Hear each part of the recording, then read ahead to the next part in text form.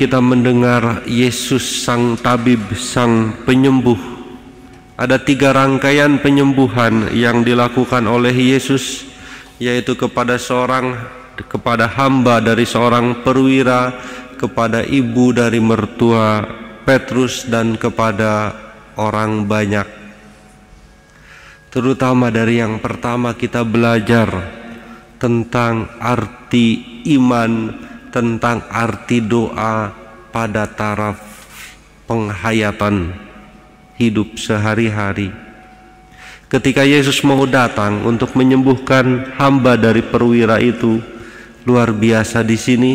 Seorang perwira meminta kepada Tuhan untuk melakukan sesuatu bukan untuk atasannya, tetapi untuk bawahannya, bukan hanya bawahan, untuk hambanya.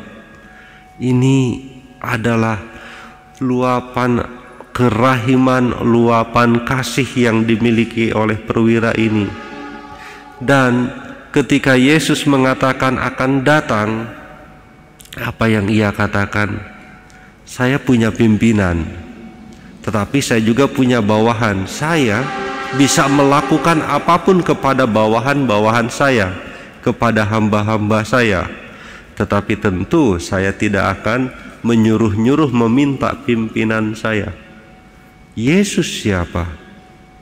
Dia yang orang asing, bukan Yahudi, sungguh percaya akan kuasa Yesus. Bisa jadi juga percaya bahwa dia adalah sungguh anak Allah.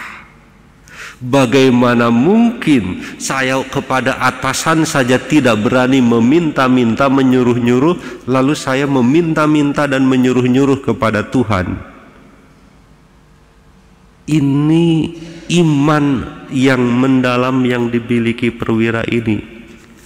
Kalau kita mau jujur, kok rasanya berbeda dengan kita, terutama dalam doa-doa kita.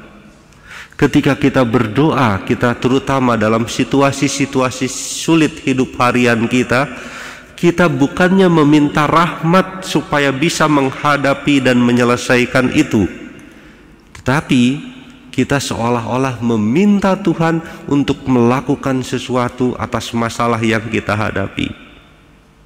Tanpa kita sadari, di balik itu adalah kita menyuruh Tuhan melakukan sesuatu yang kita kehendaki, yang kita ingini. Bukan kita meminta rahmat Tuhan, meminta rahmat Roh Kudus supaya diturunkan atas kita dan kita mampu menghadapi, melakukan semuanya itu. Artinya, kalau perwira, dia sendiri yang akan melakukan, tetapi memohon rahmat Tuhan.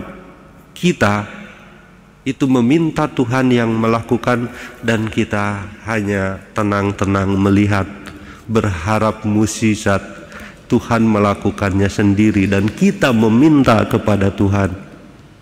Tuhan kita, Tuhan yang Maha Rahim, Tuhan menyayangi kita. Ia bisa melakukan apapun untuk kita. Tetapi mari kita tidak serta-merta karena Tuhan Maha Rahim, Maha Kasih, maka saya percaya dan saya meminta Tuhan melakukan itu. Tetapi bersamaan dengan itu, mari kita menata disposisi batin kita, bahwa kita selalu memohon rahmat Tuhan agar mampu memikul salib harian kita. Memang di dalam peristiwa kedua, bahkan mungkin Petrus pun tidak tahu ibunya sedang sakit. Cuma kebetulan pulang ke rumah, Yesus ikut, sedang sakit, disembuhkan. Itu rahmat yang semata-mata dari Tuhan. Tidak ada yang minta, tetapi Tuhan datang sendiri. Tetapi juga banyak orang yang disembuhkan, entah di rumah, entah di jalan. Perjumpaan yang seolah-olah tidak sengaja. Maka perjumpaan kita dengan Tuhan, perjumpaan kita dengan rahmat Tuhan itu bisa karena kita memang memohon sungguh di dalam doa kita, karena rahmat Tuhan sendiri, inisiatif dari Tuhan sendiri, atau bahkan dalam perjumpaan, dalam pengalaman hidup sehari-hari.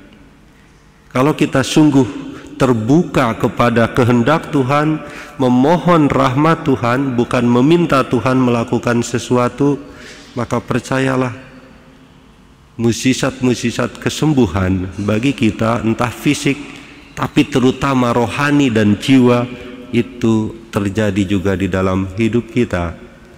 Tuhan menyembuhkan kita semua. Tuhan memberkati saudara-saudari.